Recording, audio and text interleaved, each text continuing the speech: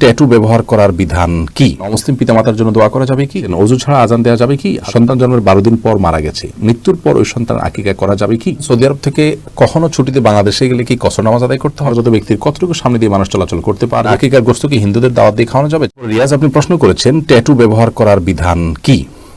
Tattoo শরীরের যে কোনো জায়গায় ব্যবহার করাটা হারাম এবং এ বিষয়ে সারা বিশ্বের কোনো স্কলারদের কোনো প্রকার দ্বিমত নেই।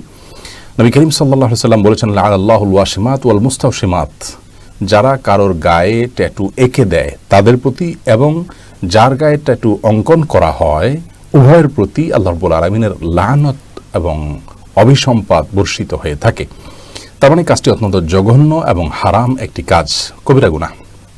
এজন্য ট্যাটু অঙ্কন করা জায়েজ নেই। শয়তান মানুষের শরীরে এ ধরনের ট্যাটু বলেন বা যেটাকে উল্কি বলা হয়, এইসব বিষয়গুলো অঙ্কন করার মাধ্যমে আল্লাহ থেকে মানুষকে দূরে সরিয়ে থাকে।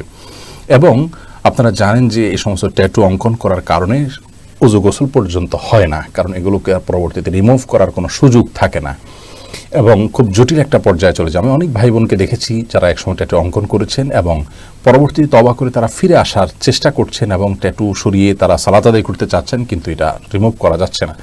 কোনো এই জাতীয় বিজনেসের সঙ্গে জড়িত যারা আছেন সেই প্রতিষ্ঠানগুলো প্রচারণা চালাচ্ছে সম্প্রতি যে ট্যাটু অঙ্কন করলে ওযুতে নামাজে কোনো অসুবিধা নেই, এবং তারা আরও হাস্যকর কিছু যুক্তি দাঁড় করান যে ট্যাটু না থাকলে যে নামাজ কবুল হবে এমন কোনো কথা নেই। তো ট্যাটু না থাকলে নামাজ কবুল হবে কি হবে না সেটা নিয়ে শঙ্কা আছে, কিন্তু ট্যাটু থাকলে তো নামাজ হবেই না, নামাজের স্ট্রাকচারটাই হবে না, কবুল হওয়া তো পরের প্রশ্ন। আপনি সাবমিটই করতে পারছেন না, সেটা অ্যাকসেপ্ট হওয়া না হতো পরের কথা। অতএব এটা কোনো অবস্থাতে জায়েজ হবে না। এবং ট্যাটু সম্পর্কে আল মাওসুআহ আল ফিকহিয়া আল কুয়েতিয়া বা কুয়েত থেকে যে বিশ্ববিখ্যাত বিশ্বকোষ প্রকাশিত হয়েছে, সেখানেও উলামায়ে কেরামের ফতোয়া, সম্মিলিত ফতোয়া উল্লেখ করা হয়েছে। নবী করিম সাল্লাল্লাহু আলাইহি ওয়াসাল্লাম আমাদেরকে বুখারী হাদিসে জানিয়েছেন যে তোমরা একটা সময় আসবে যে ভিন্ন ধর্মের মানুষদের অনুকরণ করবে, বিশেষ করে ইহুদি খ্রিস্টানদের কথা তিনি বলেছেন যে তাদের অনুসরণ করবে এমনভাবে যে তারা এক বিগত গেলে তোমরা এক বিগত যাবে, তারা গিয়ে কোনো গর্তে ঢুকে পড়লে তোমরাও সেই গর্তে ঢুকে পড়বে। আজ আমাদের অনেক ভাই বোন কেন ট্যাটু অঙ্কন করছেন তারা নিজেরাও জানেন না। জাস্ট ইহুদি খ্রিস্টানদেরকে দেখেন, পশ্চিমা দেশের মানুষগুলোকে দেখেন, তারা অঙ্কন করতে তারা অঙ্কন করেন। আল্লাহ এত সুন্দর করে আমাদেরকে সৃষ্টি করেছেন, লাকাদ খালাকনাল ইনসানা ফি আহসানি তাকওয়িম, আল্লাহ বলেছেন সবচেয়ে সুন্দর অবয়বে আমি মানুষকে সৃষ্টি করেছি। সেই অবয়বের উপরে আপনি একটা ট্যাটু আঁকছেন, সেটার উপর আপনি একটা আপনার উল্কি আঁকছেন। একে আল্লাহ রাব্বুল আলামিনের এই সৃষ্টির প্রাকৃতিক যে সৌন্দর্য, সেই সৌন্দর্য আপনি ঢেকে দিচ্ছেন। এটা আপেক্ষিক বিষয়, কার কাছে ভালো লাগে না লাগে, কিন্তু জিনিসটা অত্যন্ত মানে বিদঘুটে টাইপের, যে আল্লাহর ন্যাচারাল সৃষ্টি বা সৌন্দর্যকে ঢেকে দিয়ে আপনি সেখানে আঁকাঝোঁকা করছেন এবং সেটা শরীর থেকে আপনি রিমুভও করতে পারছেন না। শয়তান সাধারণত প্রাণীর ছবি অঙ্কন যখন হয় এবং প্রাণীর ছবি যখন তৈরি হয় বা মূর্তি যখন তৈরি হয়, এটা শয়তানের একটা বড় হাতিয়ার। এর মাধ্যমে শয়তান তার দোসরদেরকে নানা রকমের ইন্ডিকেট দিয়ে থাকে। তো এই জন্য নবী আলাইহিস সালাম এই যে আপনার কোনো প্রাণীর প্রতিমা তৈরি করা বা এই জাতীয় বিষয়গুলোর উপর অত্যন্ত কঠোরতা আরোপ করেছেন। অতএব ট্যাটু অঙ্কন করার যে একটা প্রবণতা আমাদের সমাজে তরুণদের মধ্যে বিশেষ করে বেড়ে চলেছে, এটি থেকে আমাদের বেরিয়ে আসা উচিত।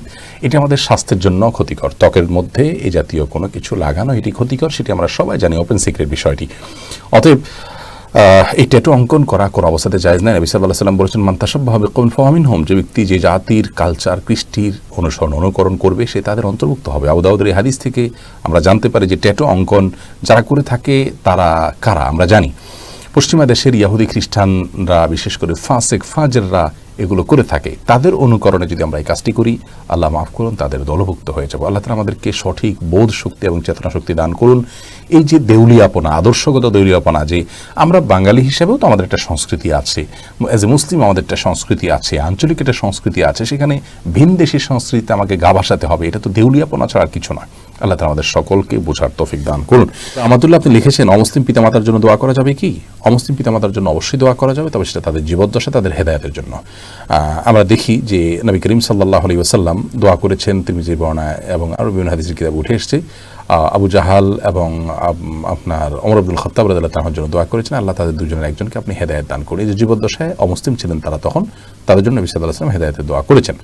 তবে মৃত্যুর পর তাদের জন্য আর ক্ষমার প্রার্থনার দোয়া করা যাবে না যদি তারা অমুসলিম অবস্থায় মৃত্যুবরণ করে থাকেন। এ বিষয়ে সূরা তওবার 113 নম্বর আয়াতে আপনি দেখতে পান, সেখানে আল্লাহ তাআলা বলেছেন, মা কানা লিন-নাবিয়্যি ওয়াল্লাযিনা আমানু আইয়াস্তাগফিরু লিল-মুশরিকিন।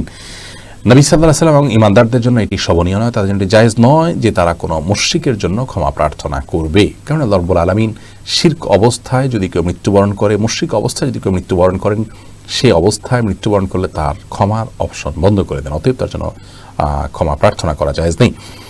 এবং এ বিষয়ে বুখারীর আয়াত রয়েছে, বুখারীর হাদিস রয়েছে, সেখানে নবী সাল্লাল্লাহু আলাইহি ওয়াসাল্লাম থেকে আপনার সুস্পষ্ট হাদিস আছে। পুরো বিষয়কে সামনে রাখলে আমরা দেখি যে অমুসলিম পিতামাতার জন্য জীবদ্দশায় হেদায়েতের দোয়া করতে পারবেন, মৃত্যুর পর আর মাগফিরাতের দোয়া করতে পারবেন না।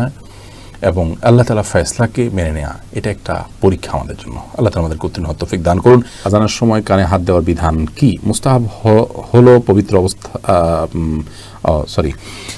উযু অবস্থায় আজান অবস্থায় উযু থাকাটা ফরজ নয়, তবে ওয়াজিবও নয়, তবে উত্তম এবং ভালো। আজান অবস্থায় যদি উযু থাকে সেটা উত্তম। আজানের সময় কানে হাত দিয়ে আজান দেওয়াটা উত্তম, ভালো, মুস্তাহাব, জাস্ট এটুকু।